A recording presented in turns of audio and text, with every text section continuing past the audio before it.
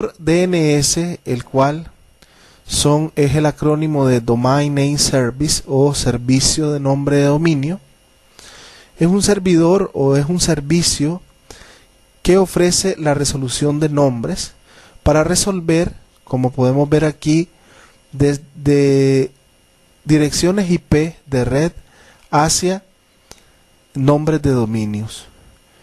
Imagínense si nosotros no tuviéramos este servicio DNS, nosotros tendríamos que saber todas las direcciones IP de las páginas web existentes, lo cual sería pues en realidad muy complejo, porque tendríamos que saber la dirección IP de cada uno de los nombres de dominio existentes en la red. Pues en realidad el DNS nos facilita esta situación, porque en realidad ese es su trabajo: convertir de direcciones IP a nombres y también de nombres a direcciones IP. DNS en realidad es una base de datos jerárquica distribuida que contiene mapeos de nombres de host DNS a direcciones IP. DNS habilita la localización de computadora y servicios usando nombres alfanuméricos más fáciles de recordar.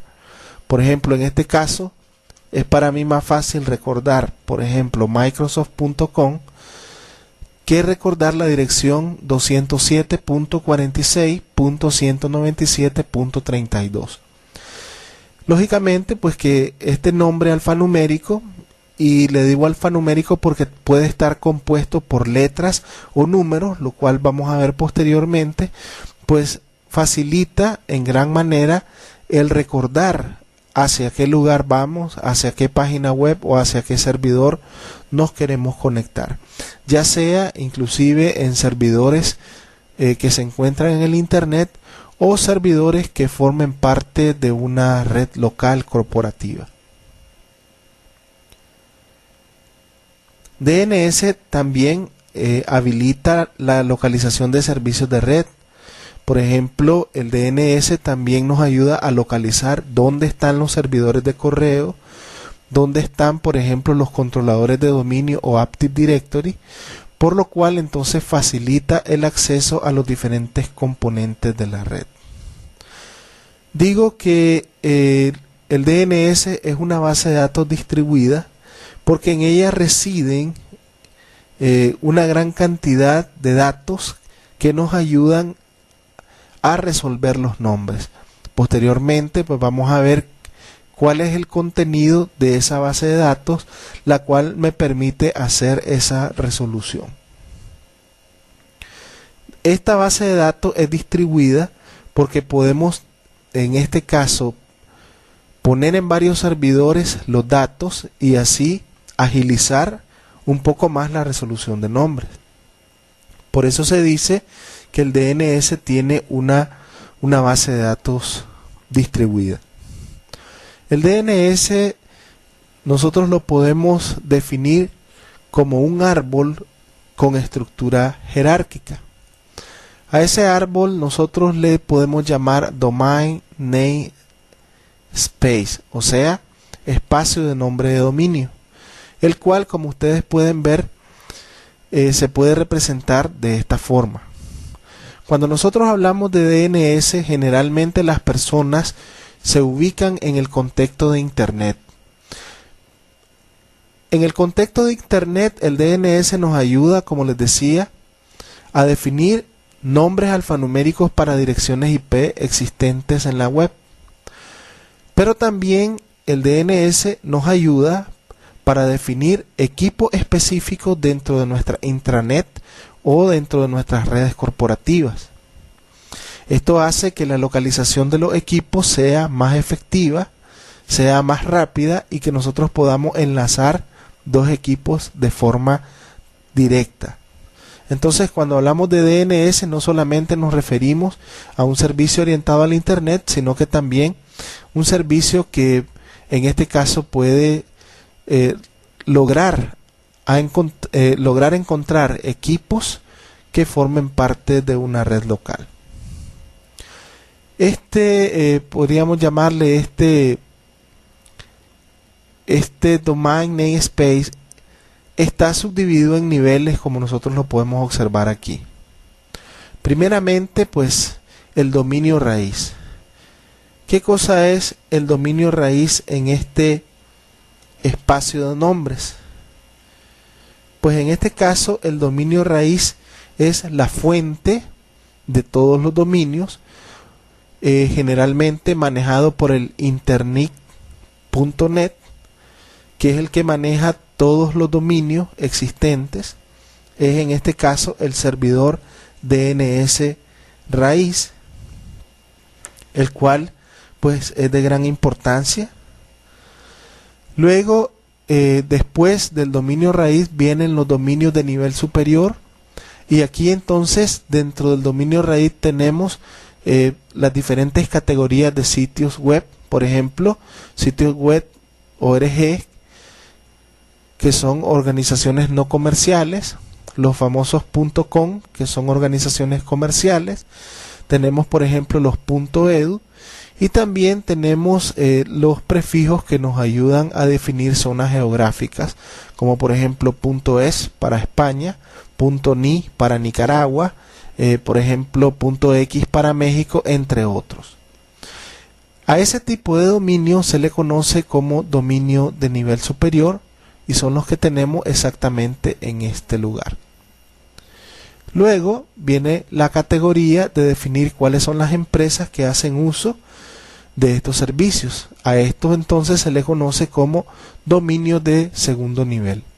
Y así tenemos que, por ejemplo, empresas comerciales entonces pueden adjudicar un nombre de dominio, por ejemplo Microsoft.com, por ejemplo, ¿qué más les digo? Cualquiera de las otras páginas de internet que tengan estas categorías. Por ejemplo, joomla.org es una empresa no comercial, y así sucesivamente se van categorizando las diferentes empresas como un conjunto de dominios de nivel superior, definidos en este caso en dominios de segundo nivel, según su característica, según su actividad económica o según el objetivo de la institución en la cual se está realizando el dominio como tal. Luego, dentro de las organizaciones, nosotros podemos hacer una subdivisión de esos dominios de segundo nivel. Por ejemplo, en este caso, esta empresa comercial que se llama nwtraders.com tiene subsidiarias, como pueden ver ahí, en diferentes zonas geográficas. Entonces se puede subdividir el dominio en subdominios. Entonces tenemos, por ejemplo, un subdominio para el sur, para el este, para el oeste, y así entonces tenemos subdominio. Así como, por ejemplo, las empresas podían subdividirse en, por ejemplo, el área administrativa, el área de cómputo, el área de ventas. Podríamos crear subdominios para cada uno de los departamentos que conforman parte del dominio de segundo nivel. Finalmente, dentro de uno de los subdominios existen entonces equipos, usuarios, servidores que están dentro de ese subdominio, lo cual entonces nos lleva a lo que es el nombre de dominio completo, que tenemos aquí la expresión en inglés, que nos permite en este caso tener la dirección exacta en donde se encuentra ese equipo. En realidad ese Fully Qualified Domain Name, o lo que se conoce como el FQDN, es el nombre de dominio DNS que indica con certeza la localización del host al que se refiere. En otras palabras, este nombre de dominio completo nos ayuda a localizar perfectamente con mucha certeza y exactitud el lugar en donde se encuentra algún servidor o algún equipo que forme parte de la red. Así entonces, esta estructura jerárquica, este árbol, es conocido como el Domain Namespace. Y en realidad, pues como les decía, es un árbol de nombres jerárquicos que utiliza el DNS para identificar y localizar un host en un dominio dado. Estos pues lógicamente tienen una estructura lógica y las búsquedas se comienzan a hacer específicamente de el dominio raíz, de tal forma que las búsquedas se hacen de forma totalmente inversa. Primero nos vamos al dominio raíz, luego buscamos el dominio de nivel superior, por ejemplo en este caso los .com, luego hay un dominio de segundo nivel que en este caso es NW Traders, luego la subsidiaria que se define en un subdominio que en este caso es para el sur, y luego pues hay un departamento y en este caso es el departamento de ventas, se encuentra un host llamado servidor 1. De tal forma que nosotros tenemos una ruta completa y la dirección exacta donde se encuentra este servidor que nosotros queremos accesar.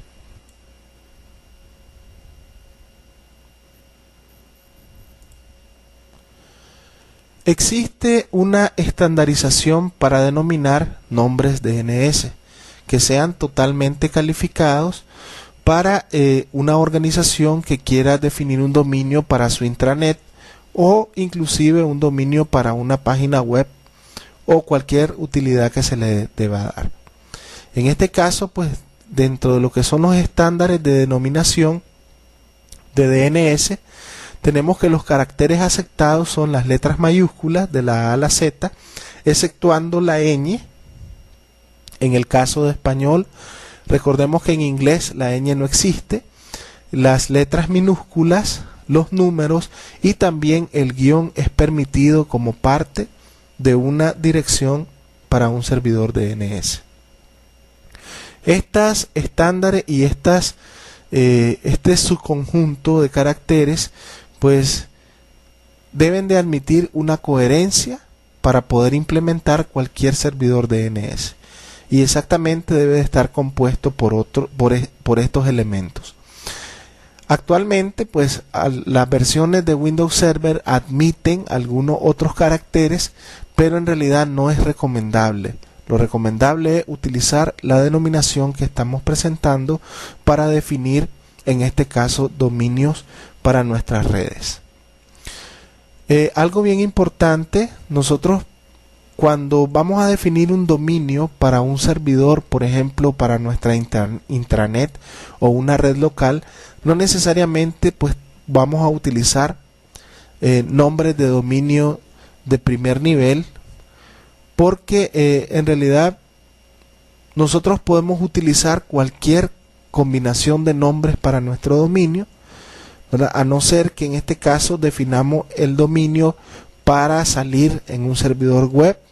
Entonces debemos en este caso de utilizar el nombre de dominio que nos ha dado en este caso la empresa que administra los dominios para una zona geográfica, o si hemos comprado por ejemplo un dominio de internet. Entonces si vamos a implementar en este caso el DNS pues va a estar basado en las necesidades de la empresa. Si el DNS que vamos a utilizar para nuestra red local sencillamente sirve a modo, para una red local, entonces no es necesario definir por ejemplo dominios de nivel superior como .com, .edu, .org, sino que podemos definir cualquier nombre para el dominio. Eso es bien importante que comentarlo. Así pues, para tener todo un esquema para resolución de nombres, entonces se necesita de los siguientes componentes. Primeramente, servidores DNS en Internet, que tenemos entonces el root o el dominio raíz y los diferentes servicios en los diferentes dominios principales, como por ejemplo .com, .edu, .org, etc.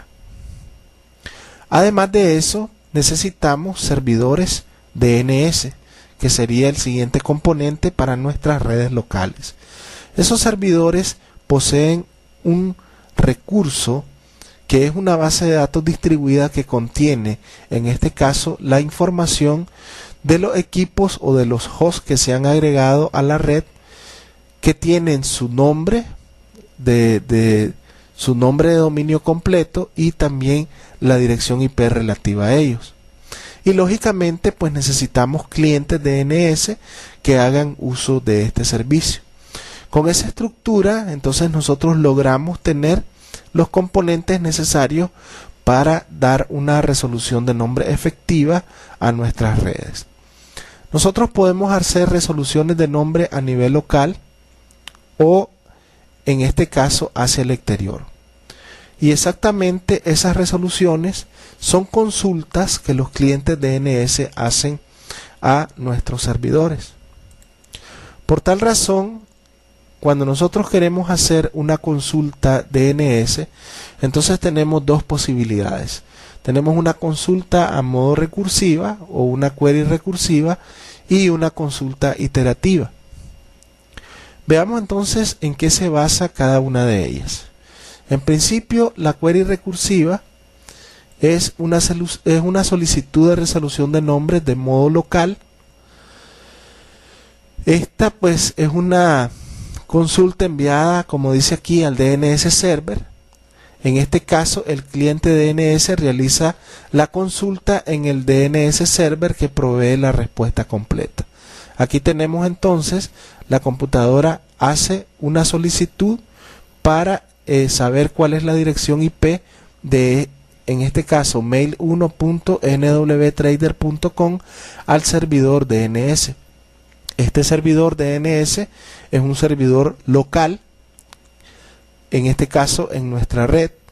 Este servidor tiene su base de datos con todos los registros, con las direcciones IP definidas, y entonces se le da una respuesta a este usuario enviándole la dirección IP del equipo. Posteriormente, entonces ya cuando el equipo tiene la dirección IP del servidor o del equipo que en este caso quiere conocer, entonces ya puede establecer una conexión directa con él. Pero mientras es necesario conocer en este caso la dirección IP. Como podemos ver, la query recursiva hace esta operación a modo local. Pero ¿qué pasa, por ejemplo, cuando el cliente envía una solicitud de resolución de nombre a nuestro servidor local y en la base de datos del servidor local no encontramos en este caso el nombre de dominio completo en la base de datos? Entonces ahí entra en juego lo que es la utilización de la query iterativa. La query iterativa entonces hace lo siguiente. Primeramente se le manda a solicitar al servidor, como vemos aquí, al servidor local DNS, la dirección IP del equipo que se llama mail1.nwtrader.com. En este caso, como el servidor local no encuentra la dirección o no encuentra el equipo en su base de datos, entonces hace la consulta directamente hacia el root hint o en este caso el dominio raíz. Primero hace la consulta basado en el nivel superior, por eso dice aquí, pregunta en primer lugar los nombres.com. Le responde al servidor cuál es en este caso la base de datos de todos los dominios.com. Ahora el servidor local pregunta a otro servidor que contiene los dominios.com, pero ahora con nwtrader.com, ¿verdad? Hace una pregunta iterativa y obtiene una respuesta, en este caso de cuál es el servidor que contiene esto, y finalmente el servidor local solicita otra query iterativa ya al servidor nwtraders.com y este le da la respuesta con la dirección IP. Lógicamente él contiene un directorio y una base de datos de todos sus equipos y servidores, y manda entonces de nuevo al servidor local ya la respuesta de la dirección IP del servidor que está buscando el cliente. Finalmente el servidor local envía a la máquina cliente la dirección IP del equipo que nosotros andamos buscando. Finalmente, cuando el equipo cliente ya tiene la dirección IP, automáticamente puede establecer una conexión con el equipo en cuestión y entonces ya se procede a la conexión. Eso es exactamente lo que pasa cuando hacemos consultas DNS. Exactamente cuando escribimos un nombre de dominio, una dirección de internet en cualquier explorador, exactamente es esto lo que se hace. Pero bueno, en dependencia del servicio de internet que nosotros tengamos. Si es un servicio de internet basado, por ejemplo, en una red LAN, entonces pues la consulta la hace en este caso al servidor DNS local de la red. Pero si en este caso nosotros tenemos conexión a internet por un proveedor de servicio ISP, entonces la consulta la hace el servidor DNS del ISP o la empresa que nos provee el servicio de internet. Pero exactamente de esta manera es que se hace la resolución de nombres para accesar desde una máquina hacia otra basada en un nombre de dominio. Estas son entonces las consultas que hacen los servidores DNS. Sin embargo, existe otra característica importante que son los reenviadores, que yo considero pues que es una alternativa ya para empresas grandes con equipos de cómputo de gran escala. Los reenviadores son servidores DNS, como dice aquí, designados por otros servidores DNS internos para reenviar consultas y resolver nombres de dominio externo o fuera del sitio. Aquí nosotros tenemos nuestra red local. En este caso, computadora 1 hace una solicitud siempre de la misma dirección, mail1.nwtrader.com. Es, como podemos ver, una consulta recursiva. Si el servidor no encuentra en este caso el dominio completo, entonces hace la consulta al reenviador, también una consulta recursiva, y si éste no encuentra, entonces produce consultas iterativas hacia el exterior, como ya lo hemos analizado. Finalmente, cuando el reenviador, que es el que establece la conexión con los servidores DNS externos, obtiene la dirección IP del equipo al cual computadora 1 se quiere conectar, entonces le envía al servidor DNS local la dirección y el servidor DNS local envía dicha dirección a la computadora, en este caso, que necesita dicha dirección IP. De tal forma que el reenviador es como un intermediario entre lo que es el servidor DNS local y los servidores externos a nuestra red corporativa o nuestra intranet. Otro elemento importante es el siguiente.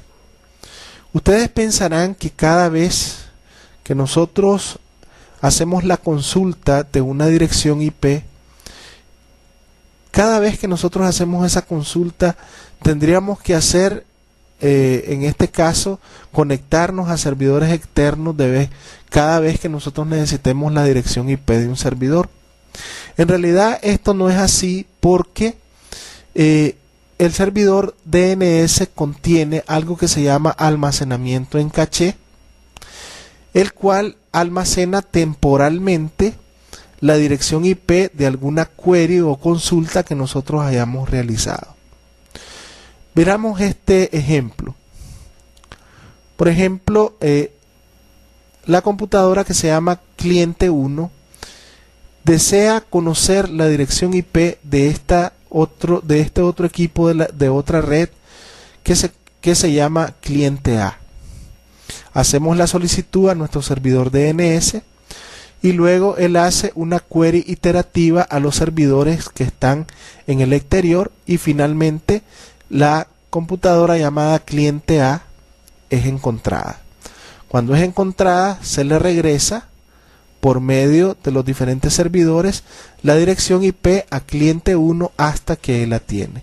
Pero en este servidor local que vemos aquí, que estoy señalándoles, automáticamente en la tabla de almacenamiento en caché queda el nombre del host que nosotros andábamos buscando, la dirección IP y el TTL, que en este caso es de 28 segundos.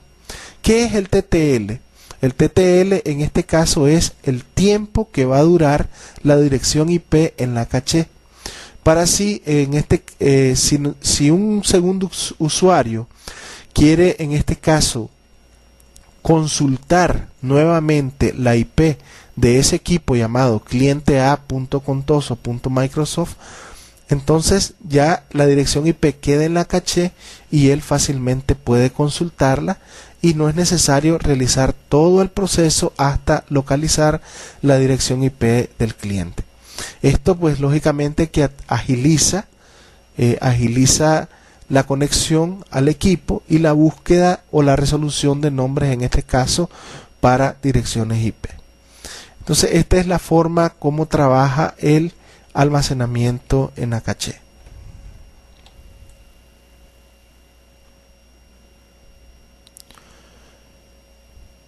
Cuando el server en este caso está procesando una query recursiva, puede ser que requiera enviar varias consultas para encontrar la respuesta definitiva.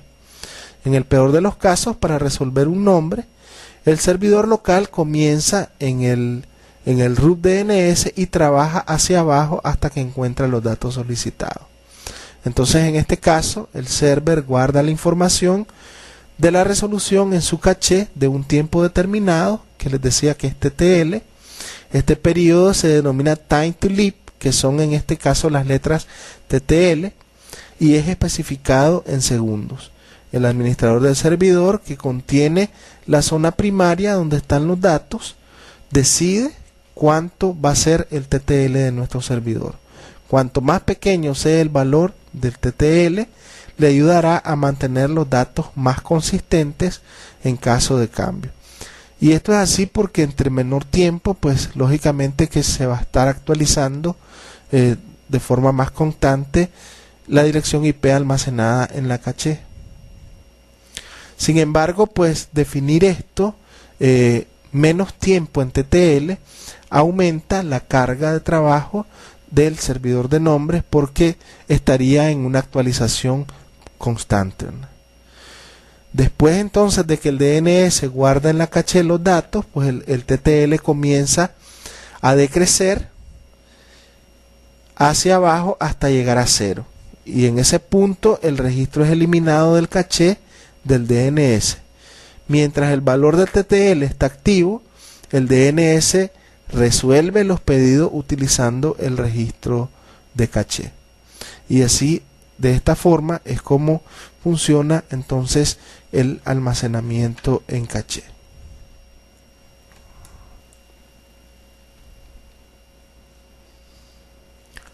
Bien, ahora hablemos de lo que son las zonas en el servidor DNS.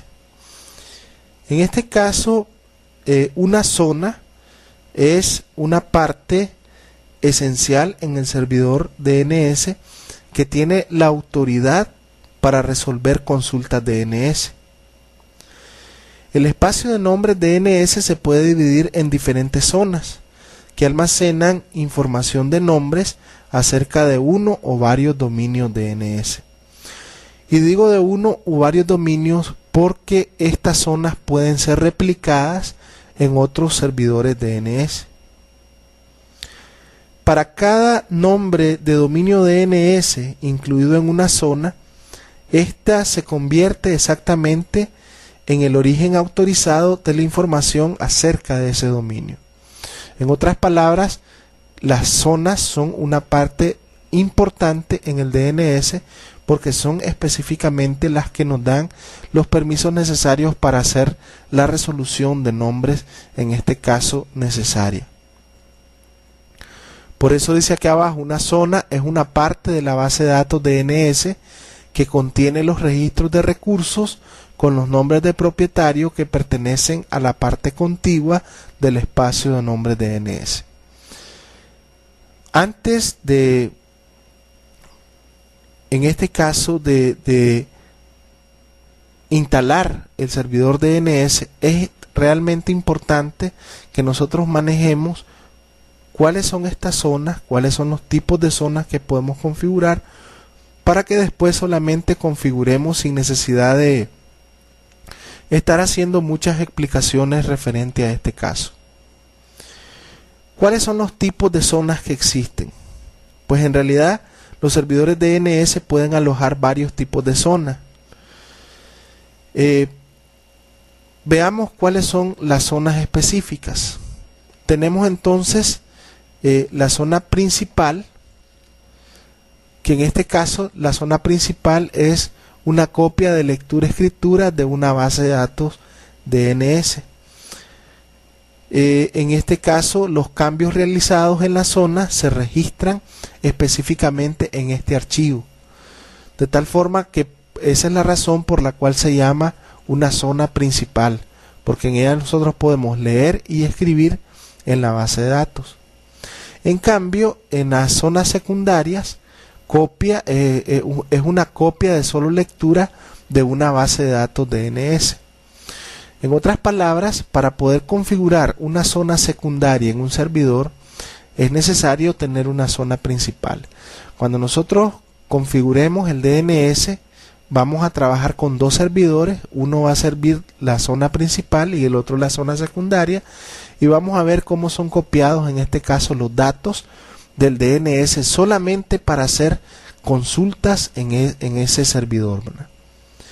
Entonces, en este caso, la zona secundaria contiene solo una versión, solo lectura del archivo de zona, que se almacena en otro archivo, en este caso primario.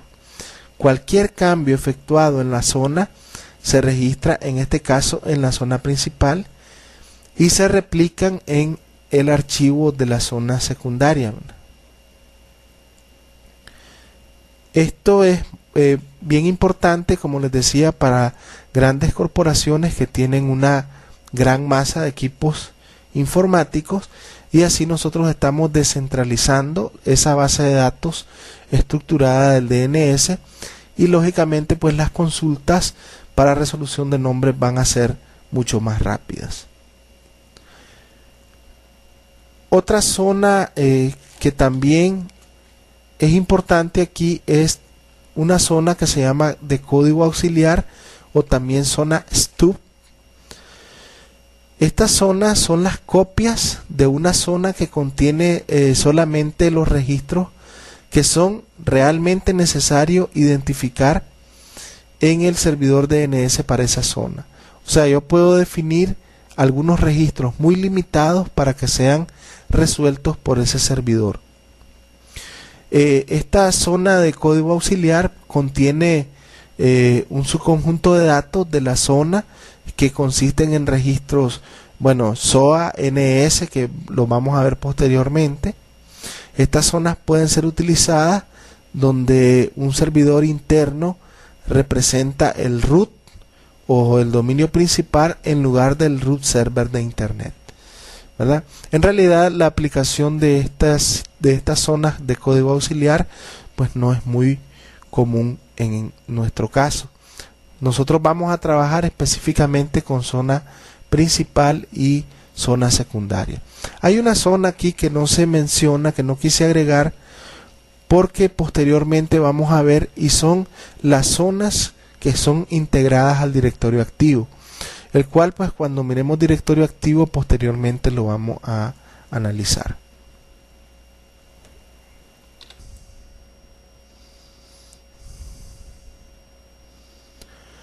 Hablando sobre los archivos de zona, estos archivos de zona contienen la información a la que un servidor DNS hace referencia para realizar dos tareas distintas.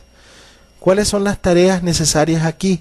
En este caso, convertir de nombres de host a direcciones IP y convertir direcciones IP en nombres de host. En esta información, o sea, la resolución de nombres, se almacena como registros de recursos que en este caso llenan el archivo de zona.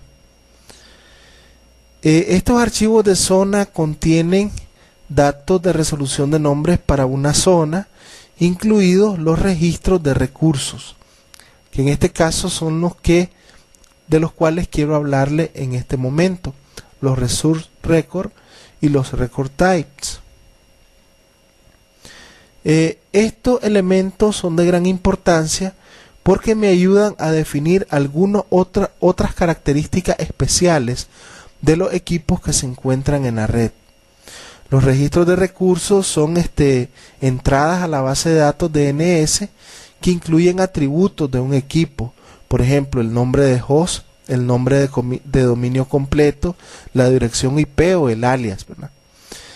Dentro de estos registros de recursos tenemos entonces los siguientes. En primer lugar, el A, que significa el host, que lo podemos ver aquí, servidor 1 host A. Este registro de recursos lo que hace es contiene la información de asignación de nombre a dirección IP, que en este caso nosotros lo podemos utilizar para asignar un nombre de dominio DNS a una dirección IP de host en la red. Por ejemplo, yo configuro un servidor, instalo el DNS y defino cuál es el servidor que en este caso tiene el dominio para una dirección IP específica. Por ejemplo, aquí tenemos el dominio se llama el servidor se llama servidor 1 y se encuentra dentro del dominio .demo.com. A ese servidor se le adjudica una dirección IP que en este caso es la 172.26.204.25. Entonces a ese servidor nosotros le estamos adjudicando esa dirección IP. Cuando alguien necesite hacer una resolución de nombres a este servidor, entonces lo podrá hacer de forma correcta. De tal forma que agregar en este caso el registro A o el registro host es de gran importancia para que haya resolución de nombres a un servidor dado. Posteriormente pues tenemos lo que es el PTR. El PTR lo que hace es se utiliza en una zona de búsqueda inversa creada en el dominio para designar una asignación inversa de un IP de host o un nombre de dominio DNS de host. Quiere decir que esto resuelve una dirección IP en un nombre de host. Recordemos que el servidor DNS cumple las dos funciones: resolver de IP a nombre de host y de nombre de host a IP. Por lo tanto, entonces el PTR es también una característica importante para la resolución. Eso en esta imagen no lo podemos visualizar porque eso se encuentra exactamente en las zonas de búsqueda inversa que están en esta rama del servidor DNS. Posteriormente lo vamos a visualizar cuando configuremos el servicio. Otra característica es el registro SOA, que en este caso es como la raíz o el primer registro de cualquier archivo de zona. El SOA pues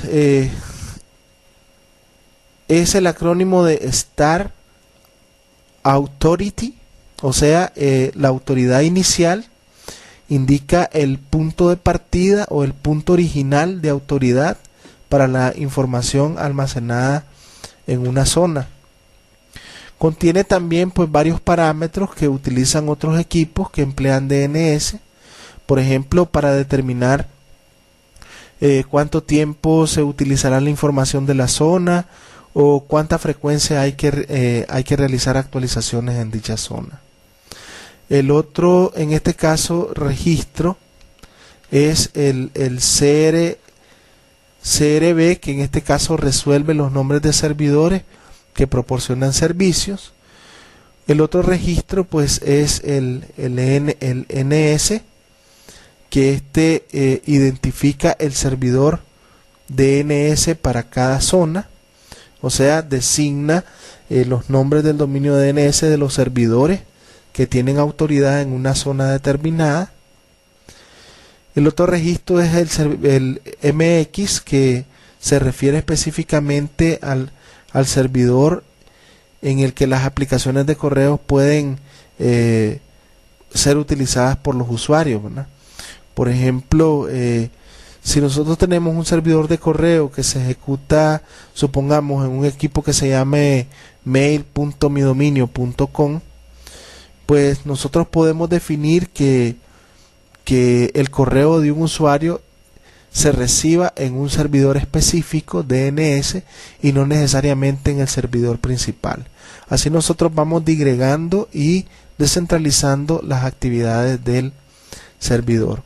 Y finalmente, pues el CNAME, que es el nombre canónico, permite proporcionar nombres adicionales a un servidor que ya tiene un nombre en un registro de tipo host o de tipo A.